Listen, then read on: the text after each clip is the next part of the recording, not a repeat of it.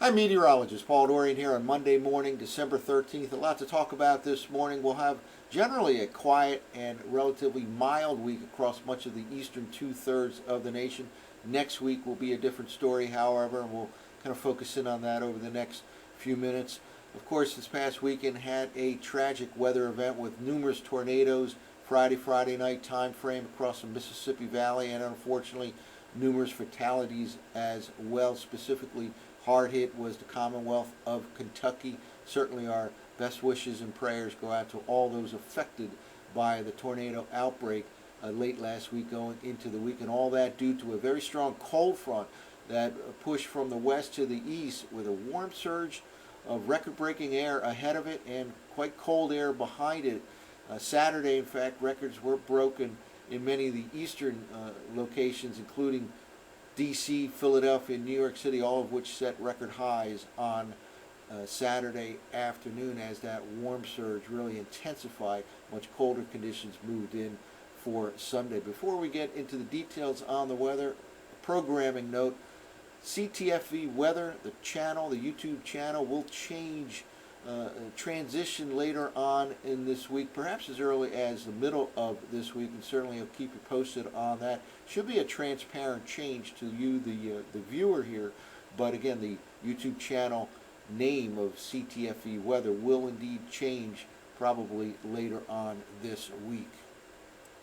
Well, let's start the weather discussion by looking at the Julian Oscillation. We have kind of talked about this over the past several days because of its signal for some colder weather conditions to move into the central and eastern U.S. Indeed, that still seems to be the case here. We have a warm week this week, but it looks like the pattern changes quite a bit by the time we get into next week and the following week, and that is indeed what the MJO is suggesting. This is the very latest forecast map from Noaa's ensemble run of the GFS, and what you see in green here is the forecast going forward. And we've talked about this before about different phases. This, for example, is phase 6 right here. This is known as phase 7 and phase 8.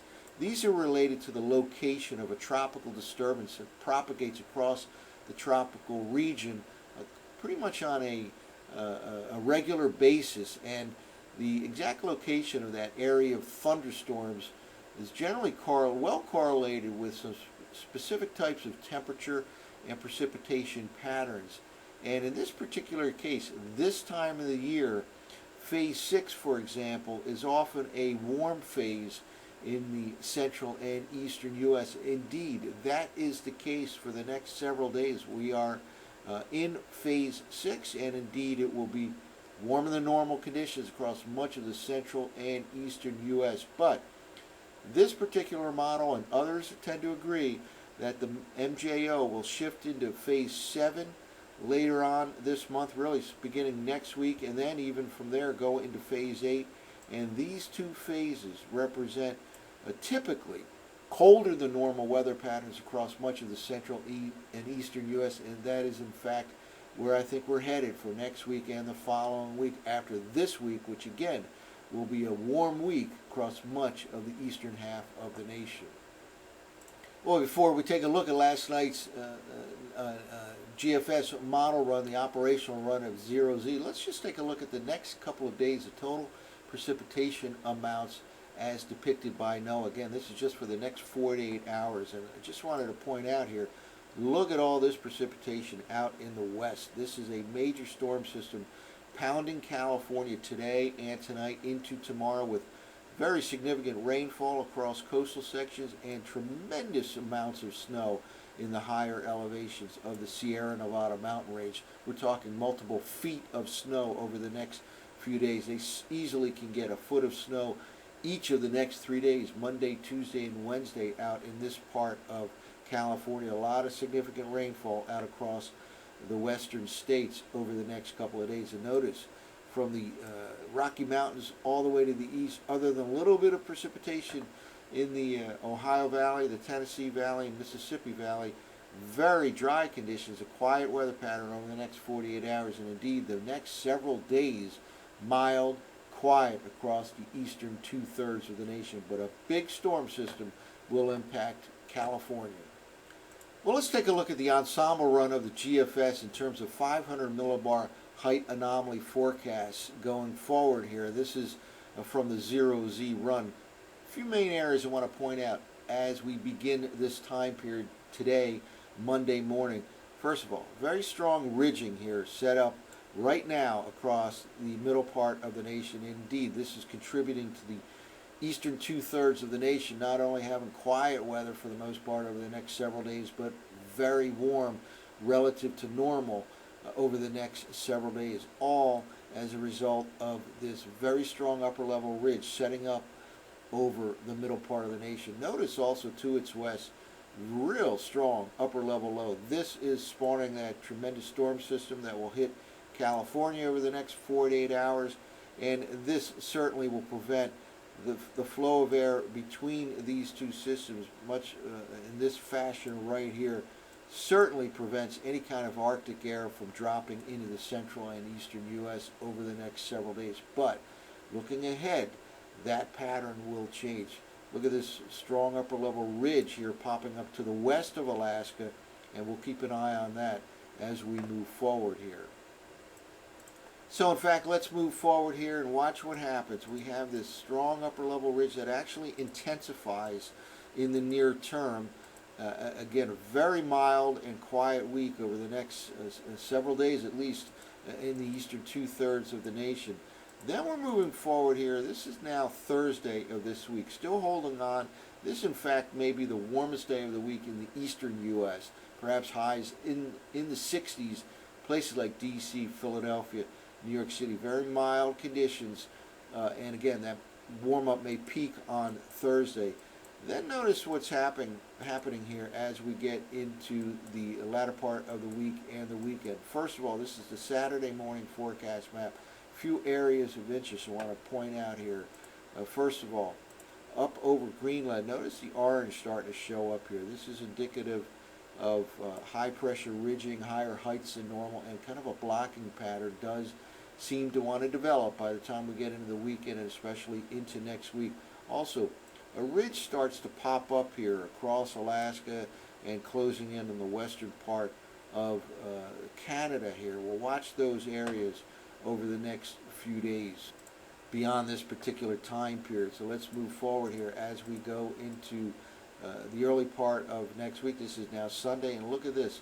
Very strong ridging popping up over Greenland. It's kind of typical of a blocking type of situation. And look at this high pressure area closing in on Alaska. And indeed, it's by the time we go into the early part of next week, we have a kind of a change in the pattern. This is a week from tomorrow, Tuesday of next week. And again, the main emphasis I want to place here is look at this flow of air like this. By the time we get a week from tomorrow, this is quite a different story than what we're experiencing right now with that Pacific jet cutting across the northern states, the southern part of Canada. It's preventing any Arctic air from making its way down in the central and eastern U.S. But this kind of a flow could be a different story a week from now. Again, we're talking next week. Big changes compared to this week. We also have this blocking pattern setting up over Greenland and this very strong ridging popping up farther east than what we have now, closer to Alaska and closer to the western coast of Canada. But this flow of air spells some changes in the temperature pattern for the central and eastern U.S. next week, much colder than what we're going to experience this week. Now let's take a look at the operational run of the GFS, the previous set of maps, which by the way came from tropicaltidbits.com or from the ensemble run. This is the operational run. High pressure in control. Again, quiet, relatively mild weather for the next several days. Let's just move forward here with the GFS model run from 0Z. We do have a Canadian high pressure system that kind of builds in to southeastern Canada by the time we get to Tuesday afternoon, Tuesday evening. That kind of prevents it from getting even warmer on Tuesday and Wednesday in the mid-Atlantic region, in the northeast U.S. We'll kind of hold maybe highs around 50, 52, 53 degrees in places like D.C., Philadelphia, New York City today, tomorrow, and Wednesday, thanks to this high pressure system.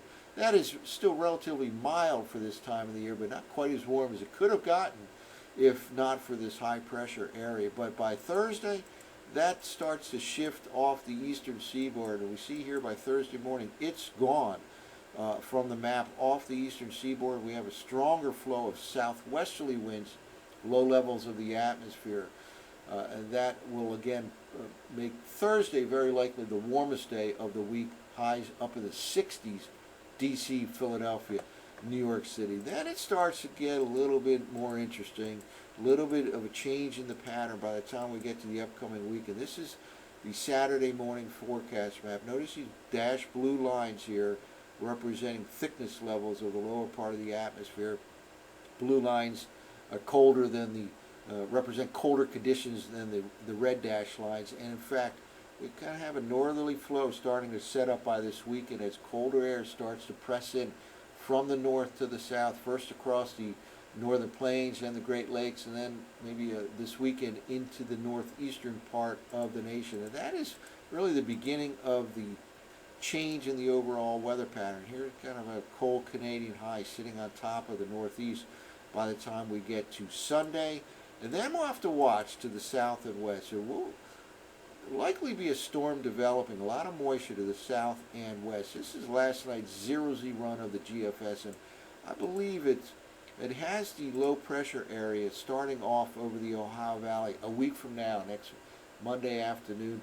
Then it shifts it quite dramatically to the eastern seaboard. This is something we'll have to watch over the next few days. This very likely could all set up a little bit farther to the south and east with the low pressure track somewhere in this area down here. If in fact it does move to the south and east, that will present a colder solution for the mid-Atlantic region. So the bottom line here, watch out for the potential for this storm early to middle part of next week. Very likely to be a colder solution than what the 0Z GFS model run was showing last night. Again, it's in evolving pattern change that will take us from quiet, mild weather over the next several days to a colder pattern, perhaps a stormy pattern next week, something we'll certainly focus in on over the next several days. That's it for now. I'm meteorologist